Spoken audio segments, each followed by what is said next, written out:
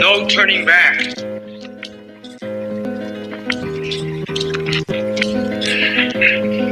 We have our ancestors with us. We're going to continue to dance with them.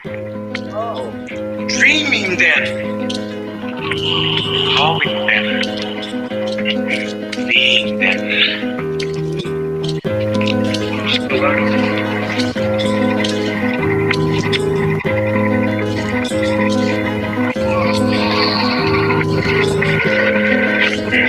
We are becoming what we were. It is part of that Mayan prophecies. 7 triangles of light. Keep walking. You are the spirit of Unapu. Keep walking. We the human, we are doing the spirit of Unapu. People who say that the gods made them from corn. They planned their lives according to the heavens. Well-versed in astronomy, using a sophisticated mathematics, they calculated the movements of the night sky thousands of years into the past and thousands of years into the future. They knew that the universe moved in cycles. Their lives were ruled by the rhythms of the natural world, planting and harvesting, birth and death, just as the great tree of life emerges from the earth. Always they're connected. Science and religion. In dreams, we learn from the Maya gods when to plant and when to harvest, when to set the fire, and when to do the corn ceremony.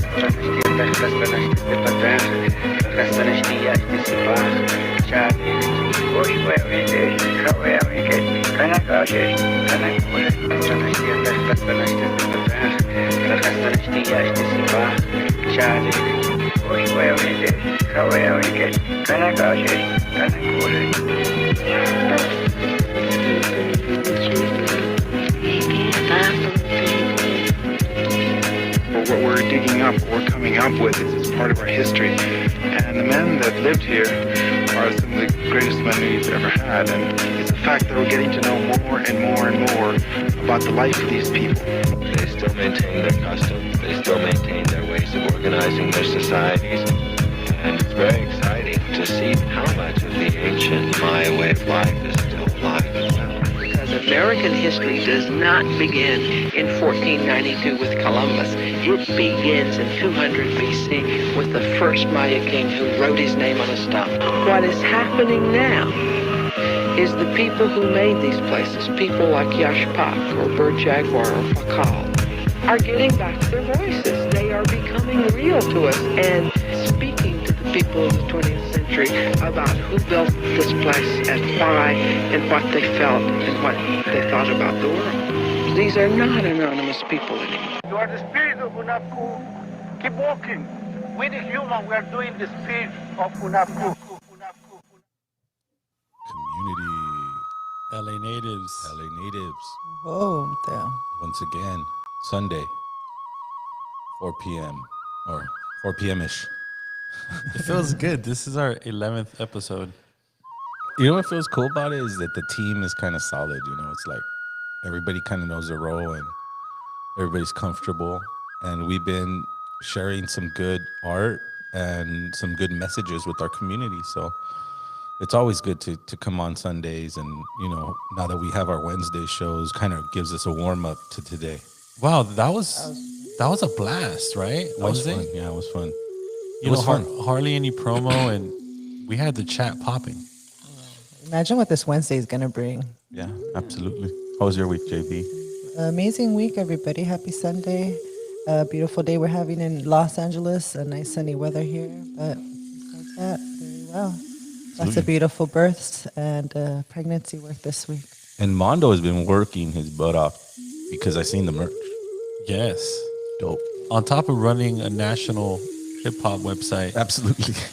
We're in the middle of closing a deal with an outdoor venue for early 2022 for possibly one of the biggest independent hip-hop festivals in SoCal. Did you guys hear that? Wow. Can you repeat that again, Mando? What'd you say? And Zero will be performing at that festival for sure. Absolutely. The first outdoor event in when? 2022. 2022. Yeah. I just don't think 2021 would be feasible. Because you know what, in the promotion business and, you know, to sell liquor and stuff, it's all about the bottom line with those guys. Yeah. Well, You know what You know doing. they're ready to cash in. Absolutely. I mean, they're itching to cash in. Do you mind put my headphones up just a bit? Okay, but congratulations on all the work that you do, man, and congratulations to all of us for getting to the 11th episode of LA Natives. I want to say, thank you to all you loyal listeners, whether you listen live on Twitch or whether you have the opportunity to, go on Spotify later on in the week and check it out. Just thank you. And it's one thing to purchase merch, and it's another thing to take pictures and shout it out and rock it and send us the pictures. That's such an amazing experience for us, and I really appreciate the true support. Yeah, and that's what we expect from people who purchase our merchandise, is to let the community know that this is what we wear, this is what we support. And if you listen to our podcast, you'll know that it's going to a good cause and a good space, and people who really are reflecting on healing. It has nothing to do with a revolution or turning over anything. It's about healing yourself. Once you heal yourself, then and that's what LA Natives is about. It's about healing. And that's what those pictures represent too. Absolutely. You share those pictures with us. We love to share those pictures from all 6 directions where you guys are coming from. We appreciate that support. And I just want to let everyone know, coming from the tech side, please subscribe to our YouTube channel. We're almost at 100 subscribers, which is amazing. Wow. That's going to allow us to customize the URL, so it could be more user-friendly and easier to promote, if you know what I mean, Zero. Like, we're going to be able to create youtube.com/LA Natives. Nice. Well, that was pretty quick, because I know what it's like to get people to subscribe to anything, and especially YouTube. We're at 97. Oh, We're really? at 97. 97 huh? On Twitch. Wow, thank you guys. And that's Twitch. Yeah. How much are we at YouTube? I think we're at about 70 something. 70. So Right. see, Which is great. We're Like, not too far behind. We weren't expecting those type of numbers, to be honest with you. Especially with YouTube hating on us and censoring some of our Yes. episodes and shit. Yes. Because that's, That's what you guys have, that other little scenario. Let's not complain going on. about it. Let's maneuver around it. Kind of like what you do with your shows, man. You're going to have to maneuver around whatever regulations are being put upon you. But know that, there's a community of artists, and we're excited to see what you could do when you get the liberty to do it. And for all the new viewers, thank you for joining us. I want to give a big shout out to all of our new Instagram followers, because I'm always paying attention to those numbers daily. And man, just every day we're just getting a good handful of numbers of followers. It's the consistency that we have and the sustenance that this show provides, or this podcast provides. There's no agenda here. The agenda is to put you in front of our community and let our community communicate with you or interact with you, like we get on the chat board here. We get tons of people interacting, and Jenny is my partner, is there making sure that we're paying attention to what you're saying. I am your voice. So I mean, everybody here has a role, and in that role we created LA Natives, and for me it's been a success. It hasn't been a waste of time. I look forward to it, and I didn't expect it to be thousands and thousands. If it gets to be thousands and thousands, then we're doing some major shit. Yes. And we're going to help the community, and we're going to be throwing more than just concerts. I mean, it's going to be like, you name it. It's for the people. And I'm sure for all of our diehards, they understand one thing, that this is revolving great hip hop artists. Yeah. And people that have voices in the indigenous community. So basically a lot of like what we interview here. Are you talking about a lot of bands that we interview on Yes. Sundays? Wow. On Wednesdays, Cool. it's basically no holds bar, full blown discussions, excitement. Which full of artists are energy. invited to come? If you're an artist, Yes. you're invited to go to that platform. It's not going to be an interview centered around you, but we want to. We even had a fan chime in, right? Yeah, I mean, yeah, we went side by side with the fans. So know that the Wednesday show is going to be way more interactive. The first one, we just kind of did it, and that's kind of the way this podcast was born. But now we're kind of have better ideas. It's coming together. So thank you for coming to us, subscribing to our website, buying a shirt, and especially coming with us here on Sundays at 4 p.m., where we get to interview great artists like Artson. Yes. Right? Yes, it's an amazing show. He's a true inspiration for the indigenous hip hop community. Absolutely. Since I've booked him, I've just been hearing nothing but good, positive feedback. He's a really humble cat. I met very him. humble. I met him several times. I think I played with him a couple times. So it's exciting to kind of like talk to him. Right, and then on the LA podcast. To have a platform for all of us to just be part of a community, it's so important right now, Zero. Right, like Olmeca was speaking some facts last week, talking about there wasn't really anything out there like what we're doing. I don't think people feel like people who work in restaurants washing dishes and cooking meals and people who do jobs, like, even though we're in a large number, our parents, our cousins, our family, we do a lot of the work for this country, and so people really don't they don't really pay attention to us. You know what I mean?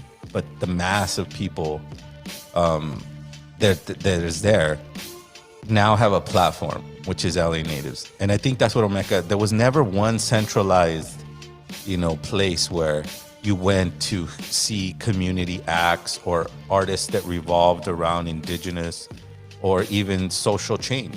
There's a whole genre of artists that just dedicate themselves to social change, whether they are Black, Asian, or whatever descent, whatever you call yourself. So we created it.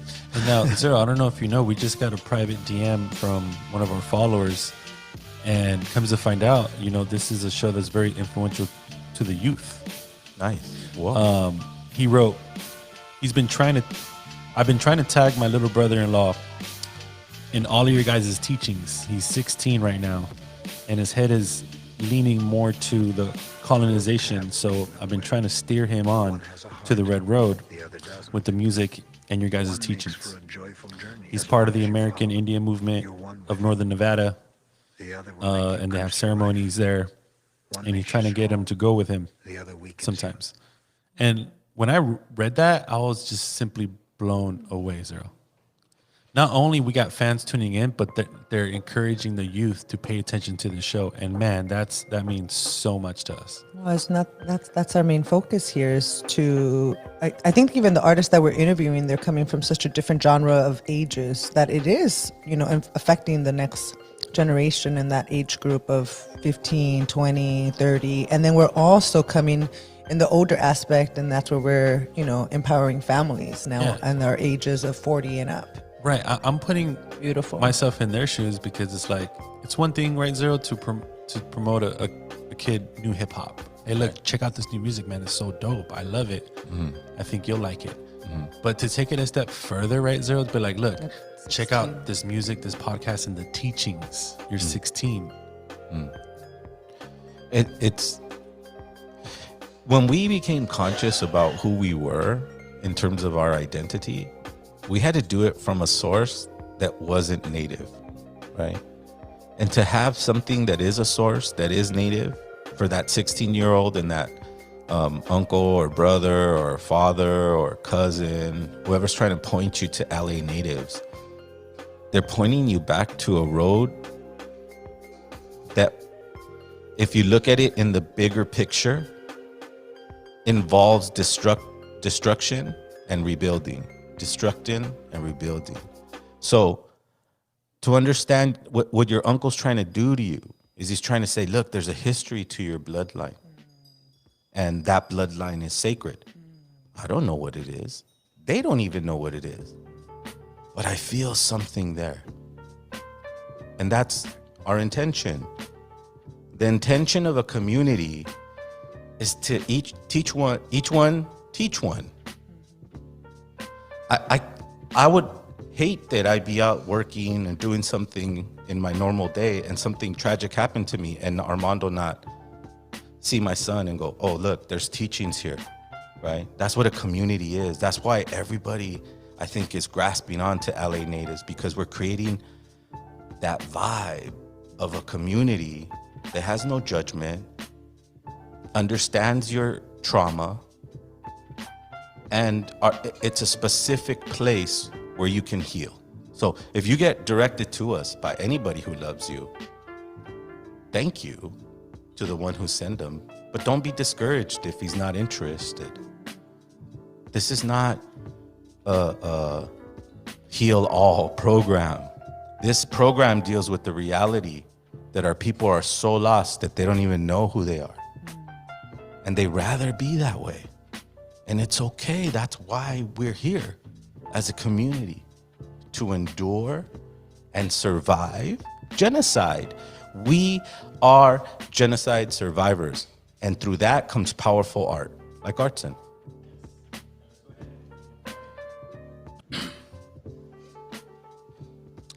Hello. Yo, yo. Peace. What's up, my brother? How you doing? I'm good, man. Blessed. Glad to be here today with y'all speaking. And, you know, I just feel good. I just feel good. I feel the vibes. I feel everything y'all were talking about. And, yeah, it's a blessed day.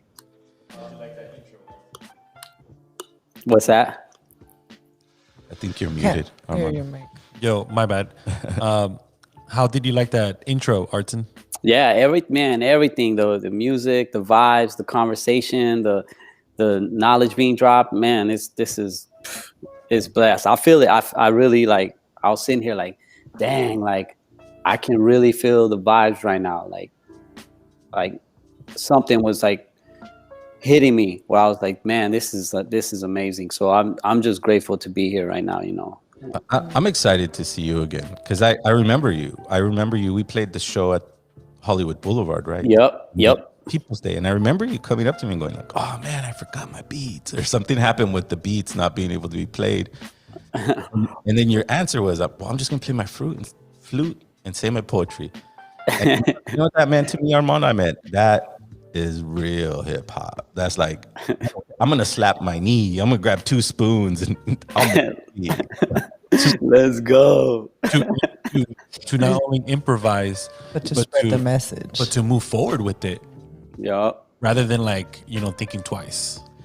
Right. And to spread the message. Absolutely. Jenny was right there. When I remember. Hi, brother. When you was like, I'm just gonna play my flute. And You like, said it in such cool. a way. He said it in such a way. Like, this is what I love about him, is when you see his art, his videos, when you meet him in person, Artson, he has a humble heart. And that's the true essence of native beings. They're just humble. Like, he was not mad. I mean, he was frustrated, but he soothed himself with his own art and said, I'm just going to play the flute. It is. Straight up. Right? Yeah, it's what it is, man. Like, that's when I became your best friend. Secretly. I love people like that. I love people that do that, you know? So tell us a little bit about yourself, brother. Come on, break it down. Man, I mean, I see. Like, I'm originally from El Paso, Texas. That's where I was born. I'm Tarahumara from Chihuahua. That's where my people come from. And yeah, I've just been on this journey of growing. You know, I doing hip hop since I was 8 years old. Breaking. I come from the era of doing all elements. So partaking in all the elements of hip hop, and then also partaking in the element of knowledge and growth. And so I just been on this journey. I lived in Las Vegas for 15 years of my life, and I've been out here in LA going on 11 years now. And so, yeah, it's just been an amazing journey to find myself, really. You know, like growing up in El Paso, I didn't grow up with my culture. I grew up in the hood, you know, and so I didn't have elders around me. I didn't go to ceremony. I didn't have people teaching me about my people.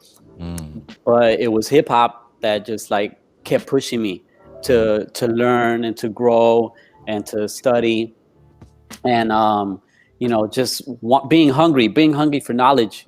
All my even my early influences in hip hop were always like things that made me think, was knowledge, like, listening to, Public Enemy, Rakim, Karis One, Queen Latifah, Gangstar, like all the people that were dropping real knowledge, X Clan, Brand Nubian, all those artists were like teaching me. And it eventually led me to find out about my people, where I come from. And so as I was growing, I was just like, I need to leave. I felt like I needed to leave my city, like, okay, I need to go somewhere else. I went to Vegas. When I did what I felt like I could do there, I was like, okay, I need to go to LA. And I've been here just like still learning, still growing, a grown man, and just like still hungry, still like trying to feed myself in order to like feed the youth, like what you guys were talking about, it's like feeding the youth. Like I feel like I'm at a point now in my career, in my life, where all the art I'm doing is not necessarily for me. It's for the community, it's for the youth, it's for my family.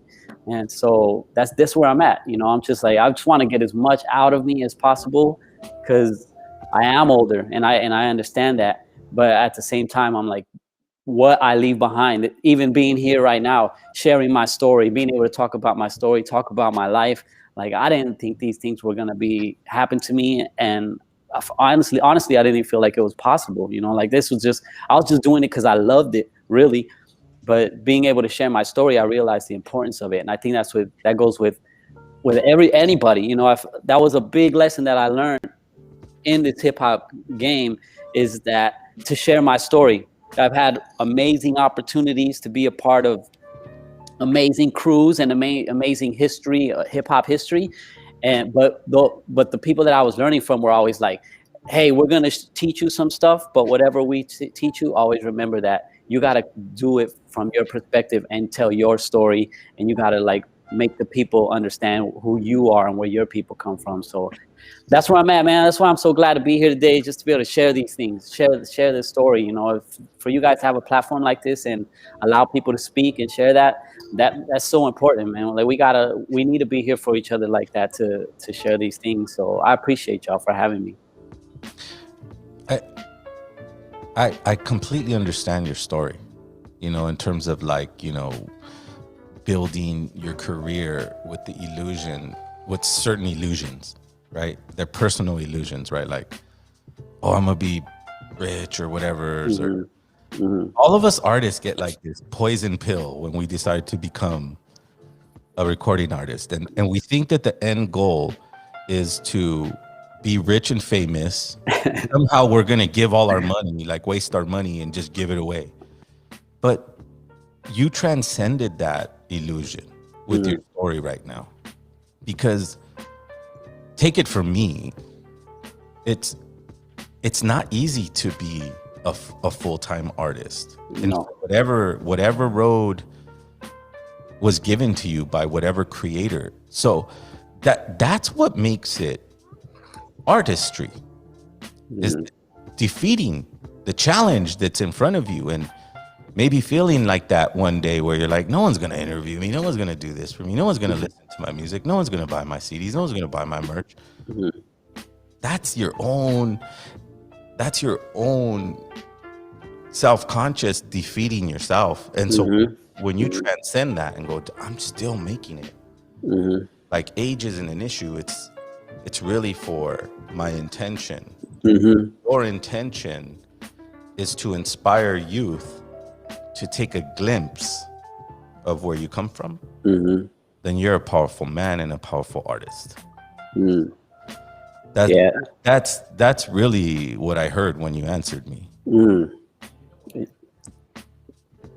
Yeah, I feel that's the ultimate goal. If I could talk to myself as my youth, I would tell myself to like be patient, and like not to try to do this in a fast way, not to live a fast life. Not like I felt like because I had the intention of blowing up, I would take the risk and I would risk my life. I felt a part of that is from my trauma of like feeling worthless, and like, okay, well, I'll risk everything. I don't care, and I would put myself out there in the street and do dirt in order to try to make these dreams possible. But when I was able to like see that that's not what was getting me anywhere, and I was able to let go of that lifestyle, is when I started to receive from Creator and really receive my dreams and really even reach past my dreams. Like at this point in my life, I've surpassed anything that I dreamt of as a youth. I'm looking back and being like, I fulfilled my dreams, and now I'm in new dreams, like, with a different mind state, to be like, okay, I achieved everything I wanted to do as a youth, and now I have because I have a better understanding of life and spirituality and my self-worth, that these new dreams that I have are like miracles. It's like, yo, I'm in such a good place in my life that when I see these things happening for me, I'm like, man, this is like, it's such a blessing than where before, when I was hustling and I was in the street. Even if I reached something, I didn't value it, because it's just like hustling. When you make fast money, you don't value it.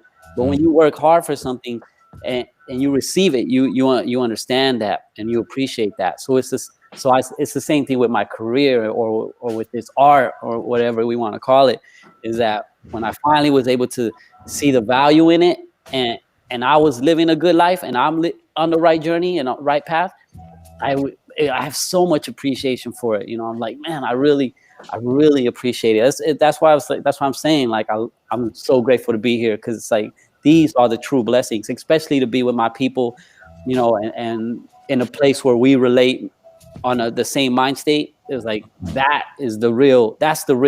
what we're chasing, because that has a value that doesn't have value. It's you can't value what you guys are doing, or having these conversations. This is the real value of what we're doing when we're doing it amongst our community. That's what it's about.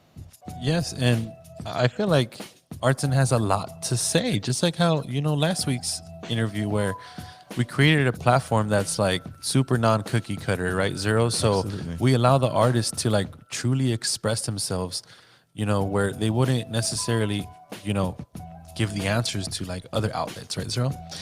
Well, when you get interviewed by another artist, you feel like less pressure, right? Don't you think, like, being interviewed by me is like, I'm an artist. You've seen me on stage. It's like, I don't know. That's when I'm interviewing Artson or whoever else I've interviewed, I kind of felt like it's not really an interview, like where it's some journalist taking notes on you and trying to make you feel inferior because you're not a part of a multimedia conglomerate. This is not that. This is straight up love. This is straight up. This is straight up love and art and Artson. I've played with Artson. And when I talk to Quentin or even Taboo, this is a home. And so going through the trials and errors as an artist, and maybe going, wow, I didn't get to MTV, or I didn't win my VMA, so what? Really? And that's just me, putting the middle finger up to corporate music, because music has no boundaries, man. Little by little, they start stripping it away, and now what exists is just a big ocean, and you got to fish for who's talented and fish on who's going to put that spark in your heart, because it's not as easy as just, oh shit, Bob Marley, there it is. It's like, it's not like that no more. Right. And Artson has true real life accomplishments, like how he said, he kind of in retrospect looks back, it's like, hey, look, it's not the quick money scheme. It's not running the streets or trying to get that monetary validation. Right.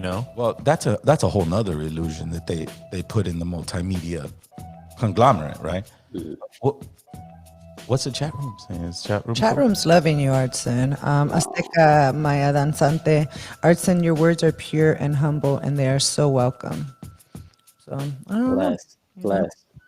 Well, that's the one thing I know about Artson is his humility. And to tell you the truth, bro, I thought you grew up on a reservation. That's how humble your spirit is. It's like I thought you were like straight up res, and I never really sat down and talked to you or had a conversation. I know we've in playing, you say hi to people, and yeah, you have a little bit of a conversation, but you don't get in depth with it. Yeah. But I just kind of read your energy. I was just like, just reading it, just by the humility and how this brother right here is the most. I hope this doesn't, offend you, but you're not very competition like. It wasn't like it was like being with the brother. Like there was, hey brother, we're gonna go play. Oh, okay, no worries. When's my turn? It's like. Which is what El Vuh was in the beginning, right? Like, oh yeah, okay, cool, no worries, we'll wait, and then you get the stage, and then you get a fucking whoa, what the fuck, This brother's not as, he seems quiet backstage. It's usually the other way around, you know what I mean? Like, you're usually wild backstage and on stage, but I appreciate your approach. Because, as an artist, we have to carve ourselves into something, right? Something that people recognize instantly and unique. And you've done that because you still incorporate all those elements, of hip hop, and it still has that early 90s feel to it, which a lot of people really like. I know I like that kind of music. And so, you could tell you've been putting some work in.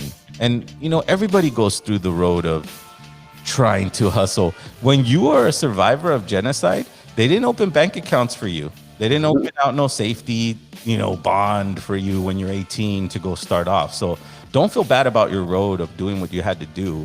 Yeah. Obviously, I don't feel bad at all. I appreciate that experience. It taught me a lot, man.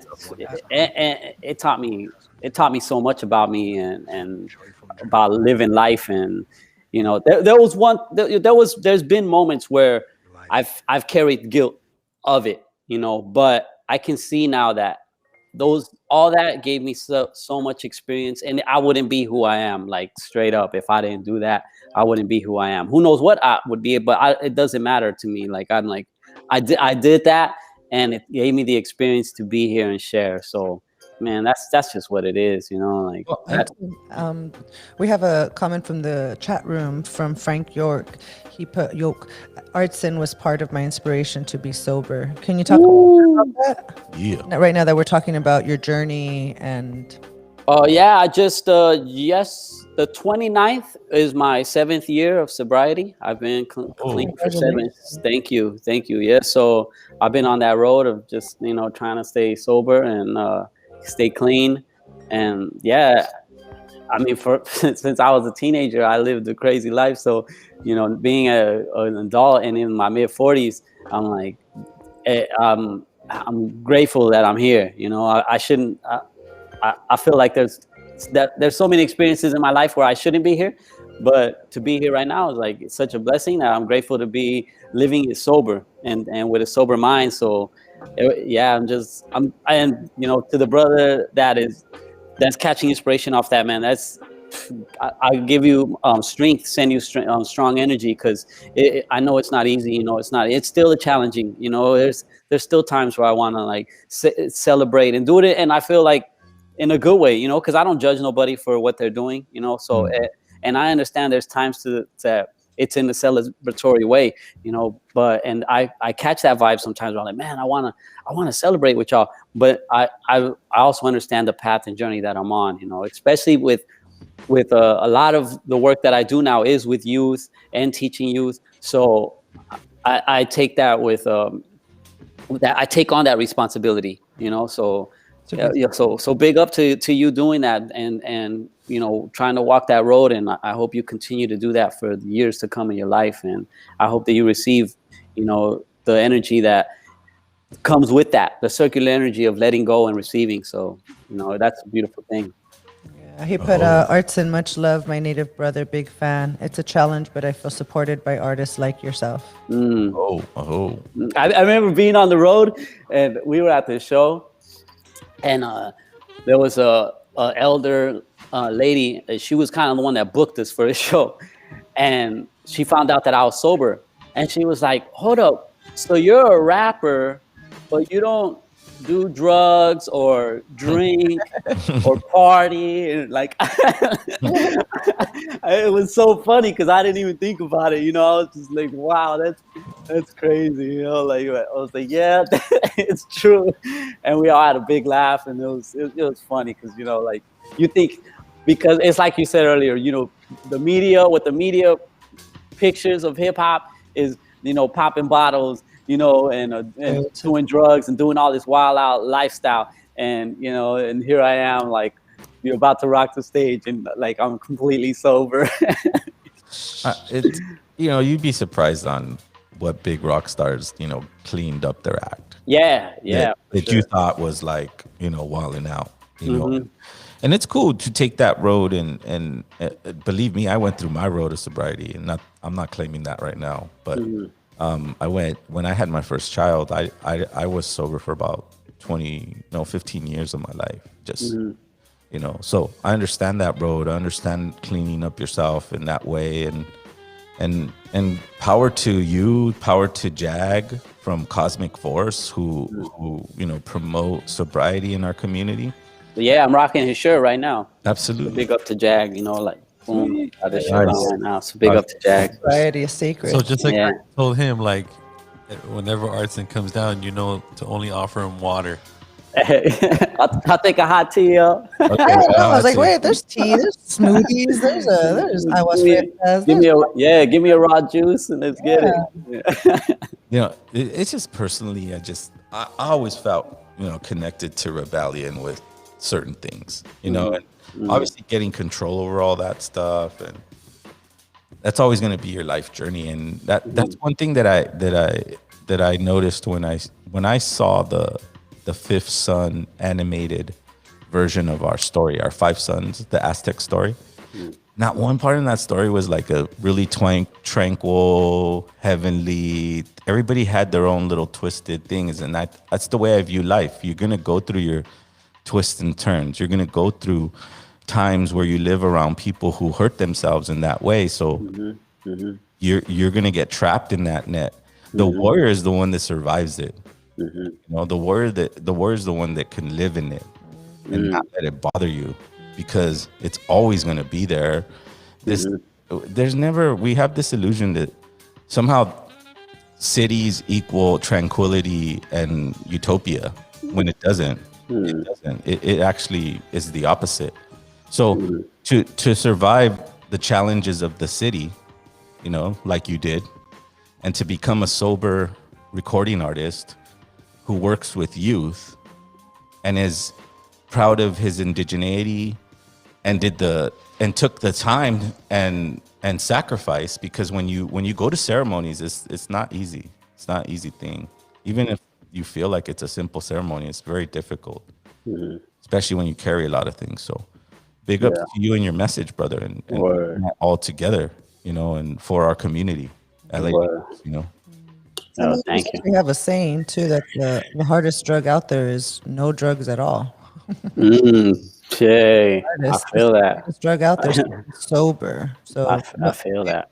Big ups to you. Yeah. So I want to ask you, Artson, when you started your music career in the hip hop game, was it right off the bat you started spitting about indigenous hip hop and bringing that element to your catalog, or did you start off just as a raw MC, spitting over dope beats and whatnot? I feel like I've always been like a middle ground where I'm not like so like indigenous hip hop, and I'm also not so street hip hop. I feel like there's a little bit of both, and I feel like since the, like, I would say early 90s, maybe, where mid 90s is where I started to see hip hop as being ancient and something that's been happening way before it was given the name hip hop. And then I was fortunate enough I was part of Rocksteady crew for 10 years of my life. And if you guys know Rocksteady, that's like New York early b-boy crew, and so a lot of the elders from there were already talking the knowledge of being connected to the stars, star beings, hip hop being ancient, the drum, the chants of our modern day chants, the writing, graffiti, so-called graffiti being like petroglyphs, the dance of touching the earth and connecting with the energy. Like those things were already being taught. And when I heard them stories, I was like, this is exactly what I feel. And so, but I was still a street kid, but I was like in this middle place where I would speak about street stuff, street life, but I always was dropping knowledge and dropping bombs, because even the early influence of MCs, like I said earlier, it was all about knowledge. So there was like a piece of me that was living street, but always was hungry to grow. Like maybe that's what I was really chasing, even when living a street life, is that I wanted to grow. I wanted to be this connected being, but I was caught up in this lifestyle. So I was always rapping like in between there. And even now, even if you listen to my music now, it's still that. It's still me talking about this street life and how to almost like the escape of it, how to get out of it or survive it. And then also, but there's this other indigenous life that I feel like what hip hop is. Like I feel hip hop is a indigenous spirit, and even why it was created here in America. Why on this land was it created here? How did that happen? Why did it come from the youth? How did the youth tap into something that was gonna turn into something so global and reach so many people and bring them out of their struggle? I feel like that right there is like such a big thing. There's so many people that say, if it wasn't for hip hop, I'd be dead or in jail, or I don't know what I'd be doing in life or whatever, but because it's a spirit that allows us to get through our struggle, and also it calls in indigenous people from all over the world. These are tribal things that have been happening since before, so I feel like that's what it is. So with me, I'm in this middle ground place where like I'm not denying this life that I live, but I'm also living this new life. So let me speak on both and not lean too much either way. So I feel like I've kind of always been doing that especially since my first official release. My first official release was in 2004. I did like a couple cassettes in the 90s, but my first official release was 2004. And since then, I've been doing that. I've always been in the middle place. I'm street hip hop, but I'm also living this life of like finding myself, healing, growing, knowledge, wisdom, and understanding. So that, yeah, I've kind of always been like that, like right there. I'm not either or. Wow, that's a great perspective, huh, Zero? Absolutely. It's hard to fuse an art form with your culture.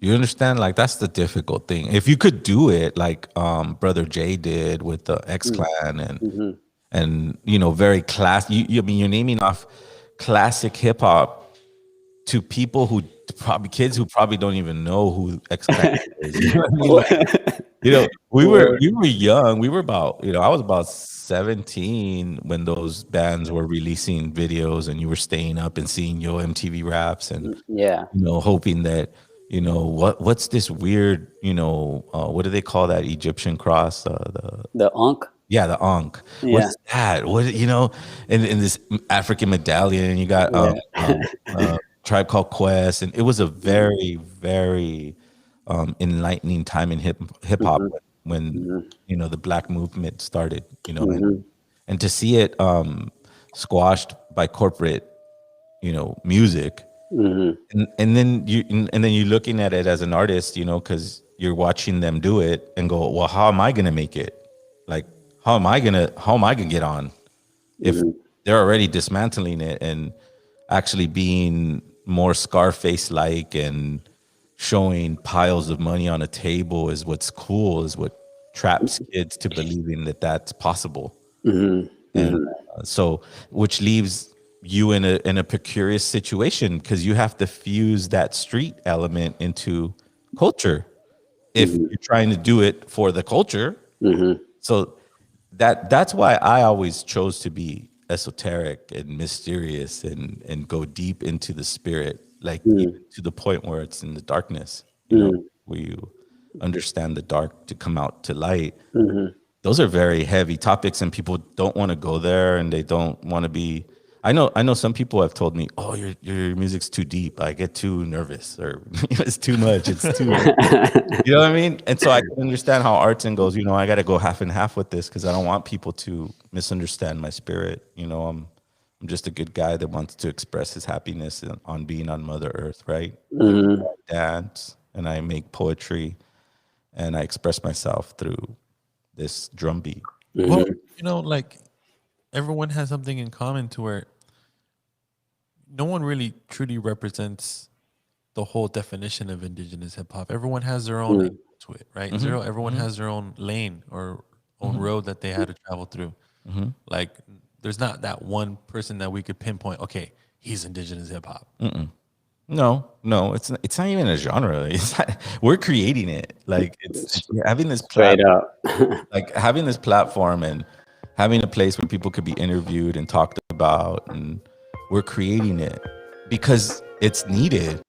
There's so many artists that express themselves in this way and are proud, and maybe not as Artson does, not fully dedicated to the message indigenous philosophies and all that stuff, but definitely to whatever degree, whether it be Mexican American, well, not Mexican American, but you know, people of Mexican descent, or full on indigenous, or Aztec, or you know, Lakotas, or whatever, wherever you come from. The point of LA Natives is to bring it all together, and that's it. We're just indigenous here. Like, you came into the convention or the circle or the talking circle of indigenous beings. There's not even any white man words that they created to define us, right? Like, like you're this and you're that and we're indigenous. There's one Mother Earth. There's one Father Son. There's one water. There's one air.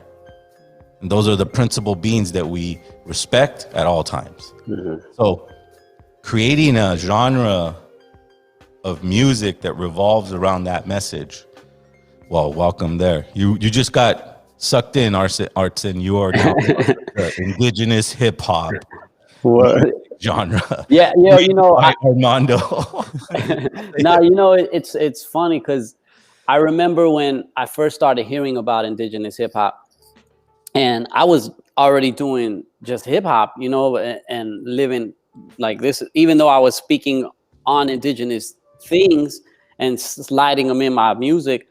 I was just on some hip hop. Like, I just wanted to be recognized as a hip hop artist, you know. And when I started hearing indigenous hip hop, I was like, man, like, I need to be recognized. Like, those are my people. Like, I need to be recognized in that cipher also, you know. Like, why am I recognized over here and not over here, you know? So I remember speaking with my wife and being like, I need to make noise in an indigenous hip hop world, because that's who I am. Like, those are my people. And I need, even though I'm recognized in the hip hop community, I need to be recognized in the indigenous hip hop community. So I purposely went to try to make noise in the indigenous hip hop community. Like, with, you know, it was like, I want to do that. I want to be recognized in that world also, you know, like a lot, like, cause even when I first started making noise in the indigenous hip hop scene, people didn't know that I had already worked with like Craig G, Planet Asia, Wild Child, the Alcoholics. Like, I was already doing my thing. I worked with Dilated Peoples. And when I came into the indigenous hip hop world, it was like, oh, you're a new jack. And I was like, yo, like, what? Like, I already did all these things. Like, how am I a new jack? being treated like a new jack, you know, and it was all good. I'm a humble cat. So I was like, I'll play my role. But when I hit, it was like when you said earlier, when I hit the stage, I'm gonna do my thing. Like, you know, because I've been doing my thing, you know, so, but it was purposely done to try to make noise in the hip hop, in the indigenous hip hop world. And then it came to a point where it was like, I'm getting interviewed by like a radio station or something, and they're straight up putting me in the box of indigenous hip hop community. And I'm like, wait a minute, like yes, I'm proud to be in the indigenous hip hop cipher, but at the same time, I'm hip hop, like I'm a hip hop artist. Like it's like you said, because we're all creating this thing, you know, but we are part of this bigger thing. We are part of hip hop also, you know. So and that's like, I feel it's almost like a touchy subject, you know, where it's like we're indigenous hip hop, but we're also hip hop, and we got to remember that, you know. We got to remember that, like, these roots, we're a branch of the tree, you know. So, and that's a big thing to be proud of, you know. Like, I want to be a strong branch on the tree. I want to provide amazing fruit off of that, on that tree, you know. And like, I want the elders in hip hop to recognize what we're doing, you know. And so that's where I'm trying to like come from, is like, yo, I'm trying to make so much noise in the indigenous hip hop community that the hip hop community is seeing the indigenous hip hop community and being like, oh, okay, these cats are doing something, you know, they're on something. And it's happening, you know, it's happening. But I feel like that's something that we should be striving for as the indigenous hip hop community, is to make so much noise that the hip hop world is like, these cats are fresh. Wow. And you know, that story has so much history and substance. It's amazing. Let me ask you, Zero. He just brought up a great topic about like when he stumbled upon the whole aspect of this definition of indigenous hip hop and his route that he had to take. Like, I want to really want to get your answer. Like, when did you stumble upon that definition? You're like, okay, this really exists. Should I go that route? No, we invented it. Like, at the time, it was about 94. And you're just getting into hip hop, just like Artson, you know, just getting into the truth of hip hop, you know, some deep songs made by some really profound artists. And so then you start going, okay, where's our guy? Where's our guy that does that? Right? And it's like crickets. There's nobody there. And then comes Zach De La Rocha, but then Zach De La Rocha's doing it with the band, and most of his fans are white. There's no guy. So I just, you know, we all just kind of, Artson Underground, El Vuh, Olmeca, all these other bands just said, well, we'll be that. And we had this stupid illusion that some guy in a limo was going to come out and hand us a check and go, hey, you know, you're going to be the next big thing. But we were coming out with too much truth. It was too deep. It was too liberating for a mass of people. That's what I saw. And nobody wanted to conform to music corporation standards. You know what I mean? I didn't want to, hey, can you do this? It's like, no, I can't do that. Either you like what I'm doing or just move away, and I'll just continue to release it myself. I'll put together the CD. I'll drive it to the store. I'll print it myself. Oh wait, I can't afford 1,000 CDs. Well, then I'll do 100. And I'm not saying that Artson got to one of our CDs and said, oh, I got to do indigenous hip hop. That's not what I'm saying. I'm just saying that there was just nobody that did it like that, other than Kid Frost. But he kind of just did one song. You know, I had a hip hop conversation the other day, and shout out to Psycho Rome. You know, much love. They're one of my favorite all time rap groups of all time. Like, to be honest. But the homie considers them indigenous hip hop. Who? The dude you were talking to. Yeah. Oh. Yeah, they are. They are, right? They are, but they're not public enemy of hip hop. You know, they're not. You know, even like they're just not that. They're of indigenous descent. If they want to recognize them, they kind of do. Because I kind of was around when they were like, I don't know them personally, but I know that they had experienced certain things. You know, I think talking to Cynic backstage or something like that, he had mentioned that he had started going to ceremonies, and they actually write about it in some of their newer songs. And by the way, when we booked you guys way back in the day in Downey, Cynic showed up to your show, right? Yeah, I thought it was somebody that looked like him because I passed by him. I said, "Oh, that guy looks like Cynic," and I just kept going to the backstage. It turns out that the brother's there, and I'm like, "Wow, whoa, that's pretty deep."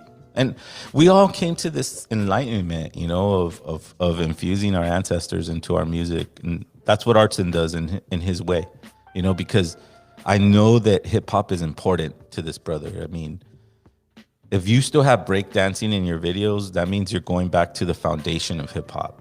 You know, if graffiti and breakdancing, DJing, and him rapping, those are 4 strong elements of an indigenous brother who is connecting himself with like the origins of hip hop.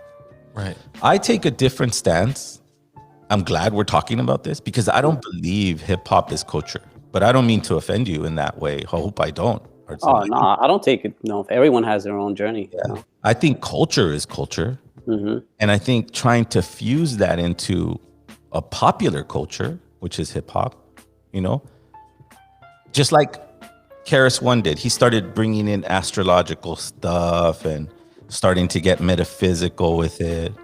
It's almost like he's infusing this pop culture with whatever his medicine is, right? And Artson does it in his way too, being faithful to the grandfathers of this pop culture. But culture, in my opinion, when you talk about my culture or our culture, or I represent this culture, we're going back thousands, brother. We're going back. We don't know when we go back. And so that's what you're trying to infuse to a pop culture. And that's why you're so effective, brother. And that's why I keep listening to your music and considering you an LA native. Damn, that's black. Brother. You know, because that's, you know, I like to be, I don't like to be at the same time as you're not going to get a corporate interview. I'm not going to agree with everybody who comes on here. I have my own opinion, but I do it in a humble way. Right, brother? Like, I hope I didn't offend you in the sense that I know what hip hop is and I know what culture is. Right. And like how Artson mentioned, like sometimes he does get those mainstream interviews and right away they label him as native hip hop or indigenous hip hop. And he's like, wait a minute. Like, I'm a hip hop artist. No, I got skills. He's saying, no, look at my skills. Because that's what hip hop is. Hip hop is about skills. Hip hop is how skillful are you at graffiti? How skillful are you at dancing? You know, or break dancing, emceeing, freestyling, whatever it is. How skillful you are. And if you just get pigeonholed right away just because you're like, oh wow, he has indigenous blood. Oh wow, he's in, let's just talk about that.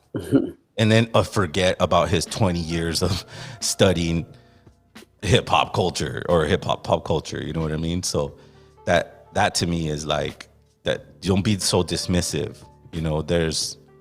But you can't expect anything else but with those guys. Right. Here we're gonna talk about everything. Yeah. And we're gonna disagree and we're gonna agree. And then we're gonna walk away and we're gonna still be loving family. We have a lot on the chat talking about that. So Ore Bilinko, after meeting Artson at his home store in Long Beach, I knew that he would have a big impact on how I think and how I speak. That's a great one. Will Artson do a collab with Zero, Prolific, Drezus, and Red Ego? Yeah, hey, I'm down, Zero. Let's get it. I do have a song with Drezus. But let's do it. Let's do a song, Zero. I'm down. Absolutely. Art never ends, and that's the whole thing. Is that no matter how old we are, no matter how old we get, it's like trying to tell Miles Davis, "Hey, you suck when you got better at trumpet. You suck about your trumpet playing got worse when you were at your 50s. Actually, he was probably the most prolific trumpet player who ever lived because he never stopped playing the trumpet. When he had big concerts, he enjoyed them, and when he had little concerts, he enjoyed them as well. And that's the whole purpose of us becoming powerful poets who impact the youth, who give love to people who need it, which is our women, and respect and that's what we come with, right, Artson? So yeah, it'd be a pleasure and honor to do a song with you guys in whichever capacity. You know, we're getting very busy over here, but I'm down. I'm always down. Hey, but since you mentioned it, before we go, would you like to share a little something with our audience? I always put my people on the spot, so you want to share a little poem, a little freestyle? I'll share some flute. Absolutely. There you go. You're sharing it. So LA natives. Wow. This is Artson. I knew it. They knew he was gonna pop up with the flute. Got to, man. This is the medicine right here. Oh. Just some eagle for all y'all. Some eagle feather for you guys. Some eagle medicine. Oh, Mateo. Thank you so much, brother. I felt that. Let's go.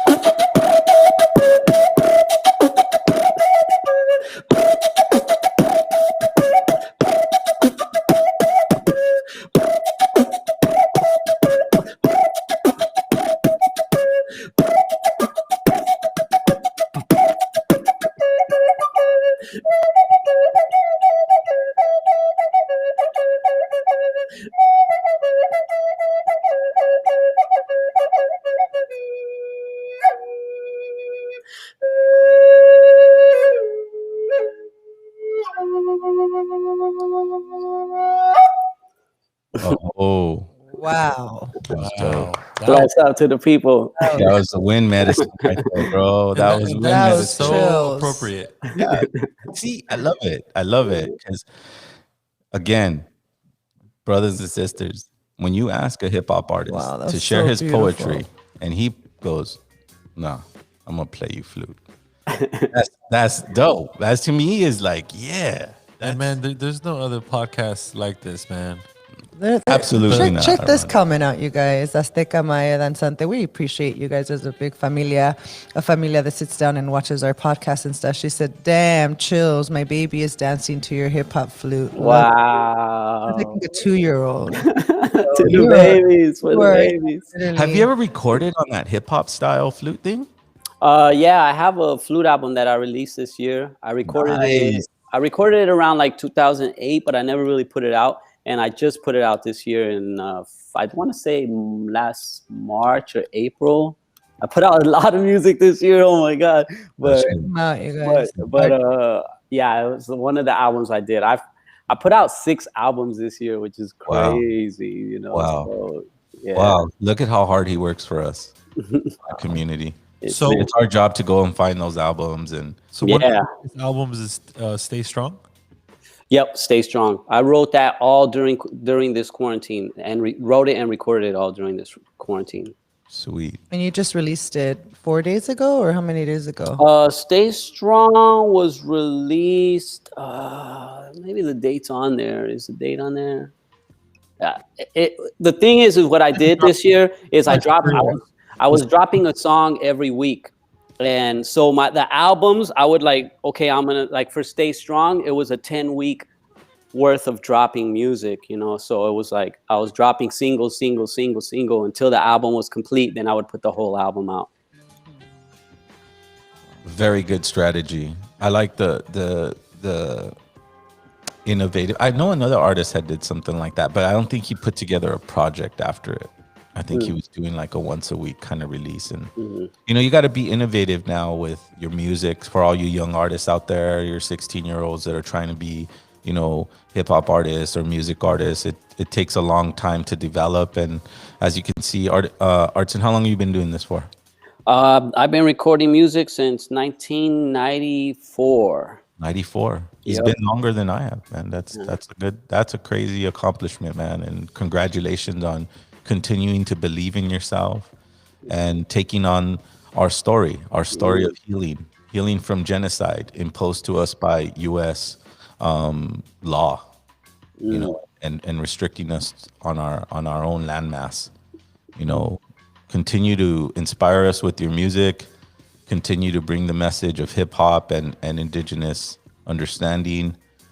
And thanks for coming on, brother. Thank you for sharing the flute.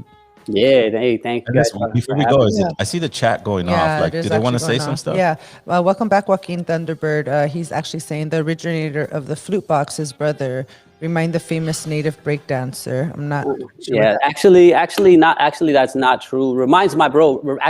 I'm in the same crew with Remind. Yeah, that's what he's saying. Yeah, but the original person that created the beatbox flute is a brother named Mike 360 out of Albuquerque, New Mexico. And Mike. Yeah, Mike's the original. Mike's the original flute beatboxer. We were in a group together called the Box Turtles, and this was 1999. Is when I first heard the beatbox flute from Mike, and he was already doing it years before. I ran into him in '99, and then Remind started beatboxing and playing the flute probably in like early 2000s. So yeah, that's my brother, man. Me and Remind. He's a phenomenal dancer. So crazy. Like that brother did so many things for the b-boy breaking community. And but yeah, so the original flute beatboxer, Mike 360. Big shout out to Mike 360 and the Box Turtles. Beautiful. They also want to know, Artson, when is your store opening up? My store, I had a store in Long Beach called Home, but I moved to Hawthorne. And I'm living in a house now, and but I just do my stuff online right now. I'm trying to get my online store up, but I won't have a official shop for a minute. I'm actually grateful that I moved, especially during this time right now, and small businesses going through it. It's like I'm glad I was able to. I'm glad Creator guided me to be where I'm at, because to have gone through this, having a store would have been so tough for me. So, but I'm not sure. You could follow me on IG and or on Facebook or whatever. I post stuff here and there, and I'll have my online store up in the next couple of months. Cool, sweet. Talking to you, brother. I see all the. They asked me to. The music is available everywhere. Any digital platform: Spotify, Bandcamp, iTunes. Whatever you're listening to your music, even if you just go listen to it on YouTube, you can find it on YouTube. Just search Artson and whatever song you want to hear, whatever. But yeah, please just find the music, spread the word, spread the message, spread the vibes. And for sure, I'm planning on organizing an event as soon as these restrictions are lifted. Mm-hmm. And man, Artson, you're definitely going to be one of the first people I reach out to personally, man. Oh, that's a blessing. I'm there. Let's get it. Those flutes are bad. That's why he wasn't shy about going like, well, I just didn't have my beat, so I'm just gonna play my flute. But then you hear him play his flute, it's like, whoa. It's like not just like any flute. The brother beatboxes with this flute. He learned from some other dude. I've never heard that, bro. That was so sick. It was dope. And again, dude, thank you for coming through and sharing your medicine, sharing, your power, giving us a little bit of eagle feather blessings. And, man, just keep it up and we'll obviously be in touch, because you're part of the LA Natives family and you're local. You are actually an LA native, right? You're in LA. LA, Hawthorne. Absolutely, Hawthorne. So, let's work on that track, and we'll see you soon, brother. And all right. Before we go, I'm definitely going to hit you up through the Underground Hip Hop blog so I can invite you to our HQ and drop a mic session. Okay. That would be awesome. Let's do it. Let me know. I'm here. Thank you, guys. Appreciate you. Thank you, everybody, for tuning in, and everybody that sees us later. Peace. Peace. Another wow. Armando, you love it. He's shocked, Armando. Armando's eyes are like, what? This is like 11 wows in a row. Right, Zero? 11. Well, it just dope. I just think it's the artists that we bring on board, man. They just all have such a unique story about them going through their journey on finding themselves, right? That's the key word, right? Well, yeah.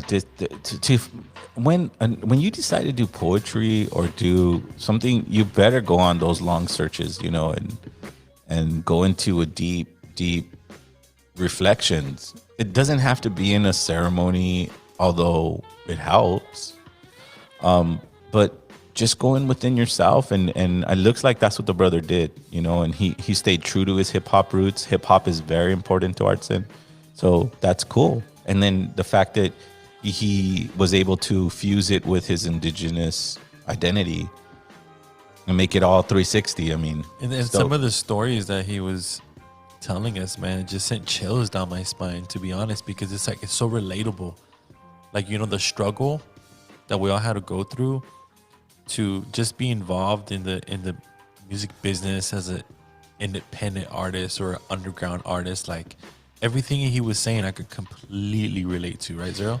Well, yeah, I made a cassette with my first band, like in '94, I think, with Quinto Sol. We had did a compilation. We recorded it live at USC in the auditorium. And we made a cassette. It's just, you just get this illusion that it's easy, right? And it's not. It's not easy to do music. It's not easy to publish, organize, sell, and promote music. This is probably one of the hardest things I've come to realize. But if you stay faithful, if you stay true to it, if you have a good heart, it won't matter. It won't matter. Get the illusion of you winning your VMA and being #1 on Billboard, because it doesn't matter. Honestly, his journey about being in the streets, it's like I was looking at myself in the mirror, because I had the same mentality as him, like quick money, you know, allowing the propaganda to completely consume my mind about having to look cool, impress people that I don't know. It was a instant hit for me, Zero. You know, because we're all caught up in that system, and like how he was trying to say, look, you know, I'm trying to guide a couple of the kids, you know what I'm saying? But sometimes I try to let these kids know, hey man, you should take a different route, but they're wilding out. And all I gotta say is, like, when I was their age, I was wilding out too. I wasn't listening to anybody. I think I like the fact that he like came from Texas, but he left Texas, and how he said that he didn't learn any culture in Texas, you know, not until he came to LA and Vegas, where he connected to his culture. Right. You know, yeah, just the typical, you know, Rolling Stone, you know, artist that, you know, has had enough here and now is going to go look for something. And the typical growing up in a cultura, sometimes people of color always think that we're gonna, you know, have that mother or that tia that's super India that's gonna teach us these ways, and our parents are gonna teach us these ways. But it's not always like that, you know. Sometimes you have to go with the wind and fly with the wind and see where that lands you, and then therefore connects you to your medicine. Like it did him. Like it did for him. And many others. And he has great art. He has great art. Go find his albums. Obviously, look, he came through with the flute and got some good. Face was so happy. He's and got like, so cool reactions, man. Like, what did the chat say about his flute? Did they say the same thing? They just said hands down. Yeah, they were liking it. Just giving props. Yeah, giving him props for sure. For his beatbox. Artson is a true knowledge speaker. Thank you. Much respect, familia. Absolutely. That's going to be the 1-minute clip I use for Instagram for the promotion, man, because that was truly one of a kind. Yeah, you're not going to get that anywhere else. LA natives, bro. Like, but look, for me, working, you know, underground hip hop blog and doing LA natives, it's such a rewarding feeling to get introduced to artists like Artson, you know, and to really dig in deep to where he knows coming on our platform, it's kind of like a breath of fresh air, let's say, because he knows it's not a cookie cutter interview. Like Olmeca comes in and he's like, look, I got so much to say. That's the same energy I got from Artson. Like, he just had so much to say, and he can't say it all in the hour that we have. No, there's so much. We're healing from a long time of trauma. So we do it little by little, every Sunday, 4:00. You know, you come here, LA natives, get on the chat, start expressing yourself, start letting us know how you feel, start letting us how we're doing. We also have Wednesdays at 6, where it's an open forum where you can come in and just, you know, express your feelings, express your thoughts, and express your anxieties. And if we have, between Armando, Jenny, and myself, some sort of direction that we can point you in to to help you better yourself, then you've come to the right place. This place is a place of mystery. This place has no beginning and it has no end. When you talk about our culture doesn't begin or end with the Spaniard. It's just one point in time that happened and resulted into what we're in right now. So Wednesdays, we get a little bit freer. Sundays is family night, you know. Get you know, you're gonna get introduced to an amazing artist, and go search him, experience his music, and come back to LA Natives next Sunday. You know what I mean? And all we ask is for everyone tuning in, or people who are going to be checking this out on Spotify, on the archives, or on Apple Podcast, let one or two people know, hey, look, check out this podcast. They're just coming at us differently. Check it out. It's not your typical cookie cutter podcast. If you want to know about more knowledge, hear from people who have infinite wisdom and experience in this native underground indigenous hip-hop community that we're all devoted to, I don't know, I think this is the podcast to pay attention to. This is the podcast to subscribe to. This is the podcast to follow. Right. And like, we got guys doing whatever they can to convince a 16-year-old kid to listen to our podcast and to follow us. But you were right, Zero. Like, you can't force this kid. Nah. But the least you could do is mention it to him. Because when you're 16, man, when I was 16, I was the most stubborn kid in the world. I like information like that, because instead of trying to convince him to listen to the show, why don't we just provide a show that's so unique, so powerful, so impactful, goes so deep that somehow, some way, his spirit just gets drawn to it. We love all of our community, but we also know that there's a lot of historical trauma that we're dealing with. We have a lot of issues with poverty, drugs, physical abuse, sexual abuse. Our community has been suffering for hundreds of years. And to have this little ray of hope called LA Natives, where you could come and feel relieved that someone else has survived that trauma. Someone else has maybe a few tips for me. You know, when we interview artists, they give me tips, and hopefully I give them tips, and everybody in the community starts to learn from each other. That's the goal of LA Natives. It's not to overthrow the government. It's not to call out billionaires, although we will, because we have the right to say whatever the fuck we need to say. It's getting there. It's getting there. We're going to be coming out with some very, very good, quote unquote, explicit content for our dedicated Patreon members, which we are going to be rolling out in the next few weeks. It's coming, huh, Zero? It's time. Man, I enjoy my time with my partner. I enjoy my time with my family. And I do it with no worries in this world. And I know a lot of things are happening right now in this world, but they're not going to rob me from that. They're not going to rob me from my experience here on this planet. This planet was given to me to experience. It's my job to protect myself. It's my job to heal myself. It's my job to inform myself. It's my job to stand firm in my beliefs. This is what we want to do. This is what we want to inspire here. There's no corporate capitalistic agenda to LA Natives. This is 7th-generation familia. This is in the spirit of the sweat lodge that they took from hundreds of thousands of people across this planet when we started getting into it and we started becoming consistent. This is for them. Much love, much respect, LA Natives. LA Natives, make sure you guys tune in this Wednesday, open forum, the discussions, LA Natives discussions. And then next week, we have David Strickland. David Strickland. David Strickland? Let me Let's check our calendar here. David Strickland on the 7th. We got Dreezus on the 14th. The Snotty Nose Res Kids on the 21st. Wow. Heavyweight lineup right there. Nice. And check out our website. Subscribe to our website.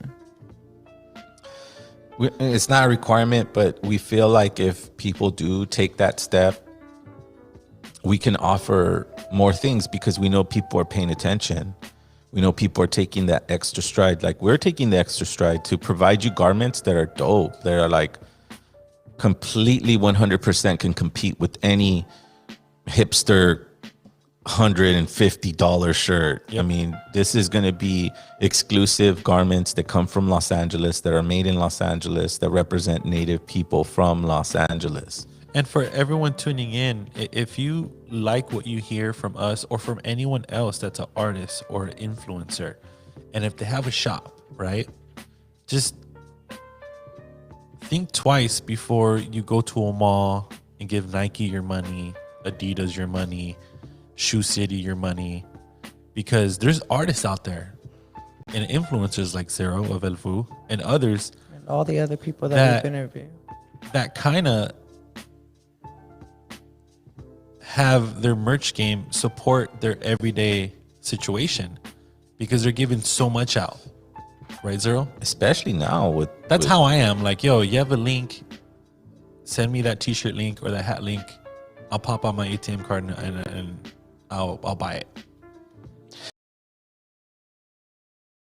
Straight up. We have a feat. The Artson and David have some dope tracks together. It's so like it's cool. like Zero. Like every time when I was younger, I would troll your guys' shows. I would go up to you guys, be like, "Look, dude, you guys have anything new to sell? I want to get that T-shirt. I want to get that CD." Right? Right. It's especially with this nonsense that's happening. It's pretty much killing the industry of artists that tour. That there's artists. Not everybody gets a big check from Pepsi. Not everybody gets to hit a big stage where they get to, do a few shows for the rest of the year. Sometimes you like Artson, who goes for $200, $300, $500. So what I'm trying to point out is that we rely on your support with the shirts, and Armando came correct and said it's not going to be like a band shirt. It's going to be a quality garment, something you would find on Melrose, something you would find in downtown LA at the hip shops, but except it's going to be affordable, and it's going to represent your culture. It's going to represent you. It's going to represent our movement, which is survivors of genocide healing themselves from fascist colonists and hypocrite religious fanatics. It's over. This is our time. 7th-generation familia. And we do that with love and respect, not hate, not anger. This is presence. This is awareness. This is our life. This is your life. This is your children's life and your great-grandchildren's life. Be aware. Be strong. Don't crumble. Enjoy it. Because the sun, they don't have the power of the sun. They don't have the power of the ocean. They don't have the power of the land. They don't have the power of the wind. They act like they do, but they don't. Each one of us inside our heart is connected to all those elements that I just finished mentioning. So we need to take responsibility for ourselves. Be humble, be happy, and be strong. See you next Sunday. LA natives. Ometeo. Donansin. Donatu.